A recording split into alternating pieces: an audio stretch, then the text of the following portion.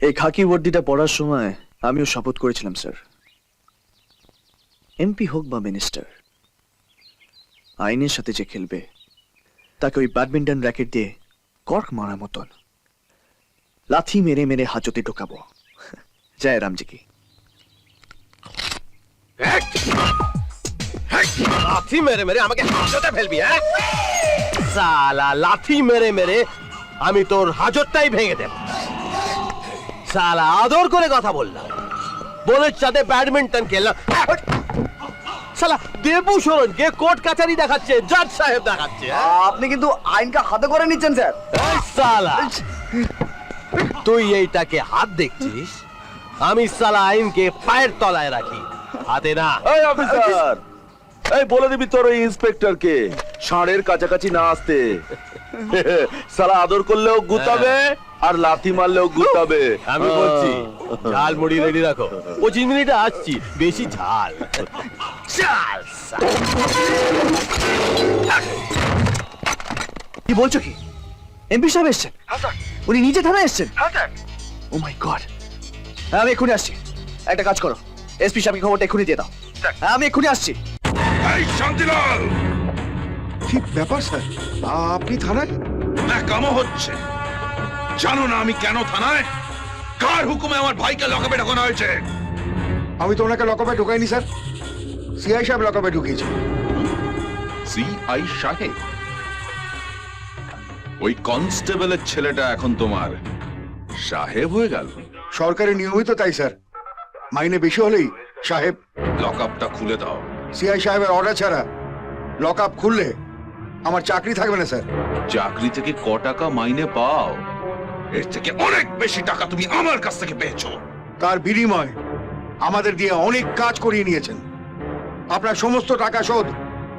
এখন আমি সরকার থেকে মাইনে নেব আর সরকারি কাজ করব।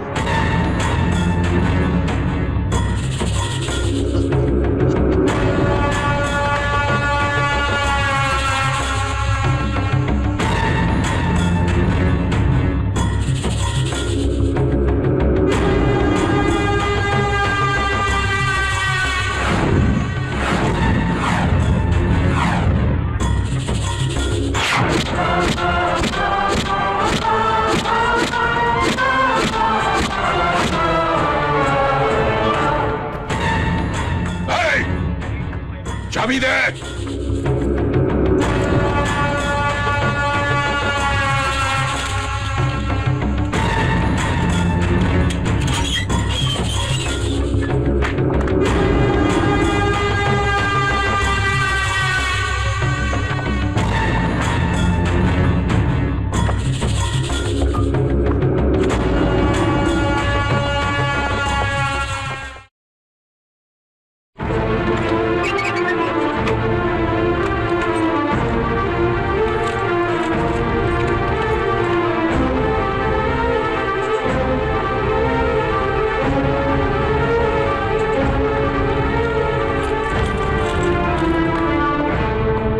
কি শুনছি এসব?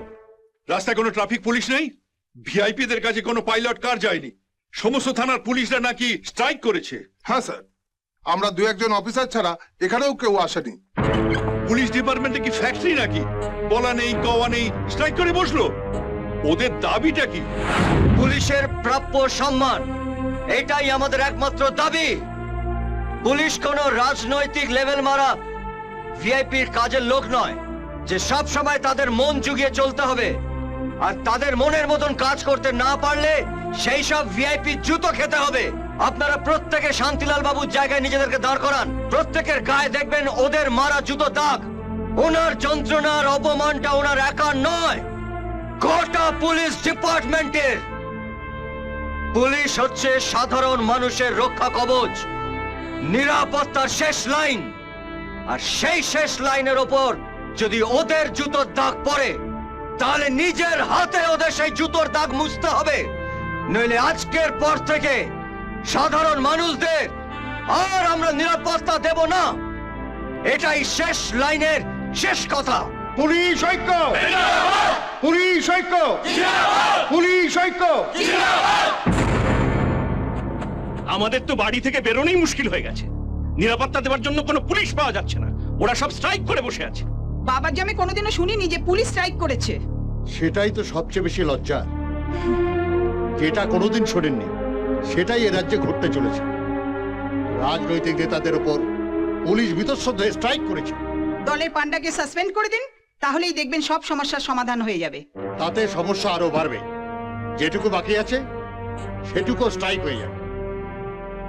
অরুণ রায়ের সঙ্গে কথা বলুন, স্ট্রাইক তুলে নেওয়ার জন্য যা যা করা দরকার সেটাই করবেন। আমরা রিকোয়েস্ট করে দেখছি স্যার, তবে মানবে কিনা জানি না। ওদের সম্মান বাঁচিয়ে যদি কাজ করেন তাহলে নিশ্চয়ই মানবে, আর অসম্মানজনক কিছু করতে গেলে বিপদ আরো বাড়বে।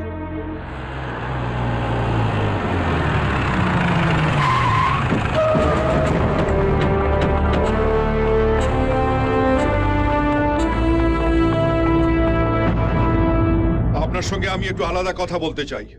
সরি স্যার, আপনার যা বলার এখানেই বলতে হবে, সবার সামনে, কারণ আমি এদের থেকে একটু আলাদা নই। সিনিয়র অফিসারদের একটু সম্মানও তো দেবেন নাকি? সেই সম্মানটা উনি এসে দাঁড়াবার সঙ্গে সঙ্গে দিয়েছি, তার চেয়ে বেশি আশা করবেন না। দেখুন, পুলিশ যদি এভাবে স্ট্রাইক করে বসে থাকে সেটা একটা খারাপ নজির হয়ে থাকবে। আইন শৃঙ্খলা বলে কিছু থাকবে না, রাজ্য অচল হয়ে যাবে। তাই রাজ্যকে সচল রাখার জন্য পুলিশদেরকে তাদের পুরনো দায়িত্ব পালন করে যেতে হবে। নেতা মন্ত্রী তাদের সামনে হাত কচলে দাঁড়াতে হবে। তাদের ক্রিমিনাল ভাইপোদের গায়ে হাত তোলা যাবে না। হাত দিলেই জুতোর বাড়ি খেতে হবে।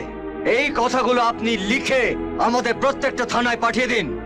তারপর আমি ভেবে দেখব যে আমি এই স্ট্রাইক তুলবো না ইউনিফর্মটা খুলে হেডকোয়ার্টার্সে জমা দিয়ে আসবো। আমি আপনাকে আগেই বলেছিলাম স্যার, ও কথা শোনার লোক নয়। সাসপেন্ড করে দিন, সব রাইট হয়ে যাবে। একটা নয়, কয়েক হাজার সাসপেনশন লেটার তৈরি করুন। তার কারণ অরুণ বাবু শুধু একা নয়, আমরা সকলেই ওনার সঙ্গে আছি।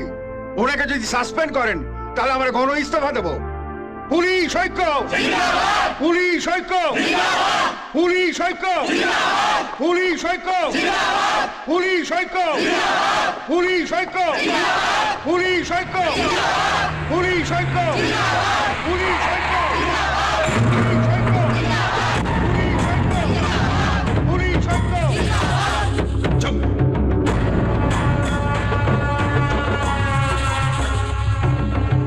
মুখে গলি ঠেলে দিল। চুপ! চুপ! ক্ষমা চাও, ক্ষমা চাও ওনার কাছে। আমাকে ক্ষমা করে দেবেন। একটা কথা আমি সবাইকে মনে করিয়ে দিতে চাই, আইনের ঊর্ধ্বে কেউ নয়। সে নেতা হোক কি মন্ত্রী কি তার আত্মীয় স্বজন, দোষ করলে সবাইকে শাস্তি পেতে হবে। পুলিশকে তার কাজ করতে দিতে হবে। তার কারণ পুলিশ হচ্ছে আইনের রক্ষা কবচ। সেই রক্ষা কবচটাকে সবাইকে সম্মান করতে হবে। এটাই আমার শেষ কথা। দাঁড়ান মিডিয়ার ভাই বোনেরা, উনি আপনাদেরকে যে কারণে এখানে ডেকেছিলেন সেই কাজটা হয়ে গেছে, এখন আপনারা যেতে পারেন। দাঁড়ান, এখন একটু বাকি আছে। আপনি আগেই মিডিয়ার সামনে বলুন যে পুলিশ তার স্ট্রাইক তুলে নিচ্ছে। তার আগে একটু বাকি আছে। কি? শান্তিলাল বাবু একটু এগিয়ে আসুন। Yes sir. আপনার পায়ের থেকে জুতোটা খুলুন। স্যার? খুলুন বলছে। হ্যাঁ স্যার, হ্যাঁ স্যার। কি করতে চাইছেন আপনি? মিডিয়ার সামনে একটু আগে আপনি যা বললেন আমি সেটা কনফার্ম করতে চাইছি। উনি আপনাকে ঠিক যেভাবে জুতো মেরেছিলেন আপনি ঠিক সেইভাবে জুতোর বাড়ি মারুন ওনাকে। এই অরুণ! শান্তিলাল বাবু, আমি আপনাকে যেটা বলছি সেটা করুন।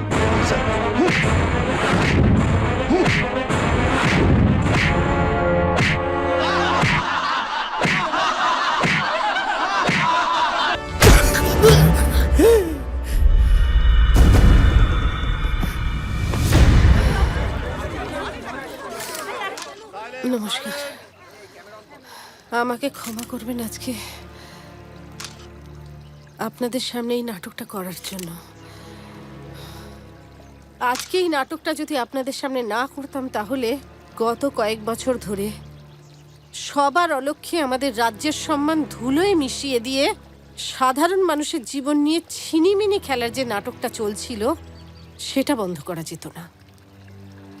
আর আমার এও বলতে খুব খারাপ লাগছে যে এই জঘন্য অপরাধের প্রধান মাথা হলো আমারই রাজ্যের ডেপুটি চিফ মিনিস্টার অভয় সরকার।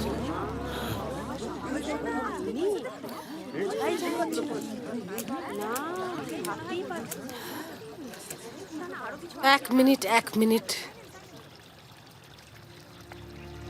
আমার এই ফাইলের মধ্যে অভয় সরকার ছাড়াও আরো কিছু শিল্পপতি এবং সন্ত্রাসবাদীদের নাম আছে। আমি এই ফাইলটা আমার রাজ্যের পুলিশ এবং গোয়েন্দাদের হাতে তুলে দিলাম। মাসুদ,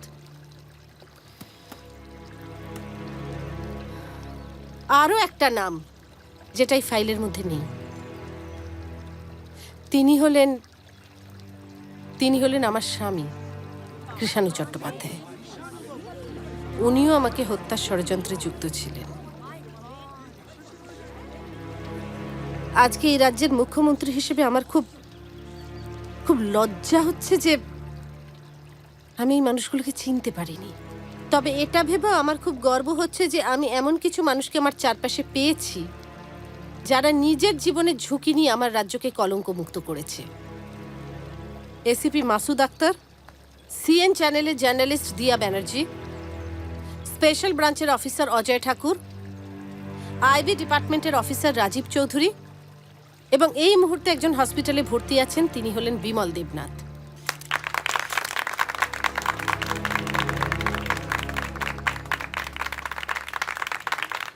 তবে রাজীবের কথা আমাকে আলাদা করে বলতেই হবে। ও না থাকলে আমি আপনাদের সামনে এসে আজকে দাঁড়াতে পারতাম না। রাজীবকেও অনেকভাবে বিপদে ফেলার চেষ্টা করা হয়েছে। শুধুমাত্র বুদ্ধি আর সাহসের জোরে রাজীব সেই যুদ্ধকে জয় করেছে। আমি জানি আমার এই টোটাল টিম আগামী দিনেও দেশের মুখ উজ্জ্বল করবে। Salute to my team. নিয়ে যান।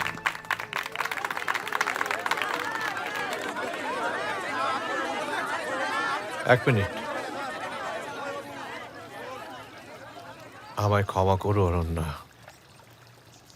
ভেবেছিলাম তোমার সঙ্গে অনেক দূরে যাব, এত দূরে নিয়ে যাবে ভাবতে পারিনি। ছি।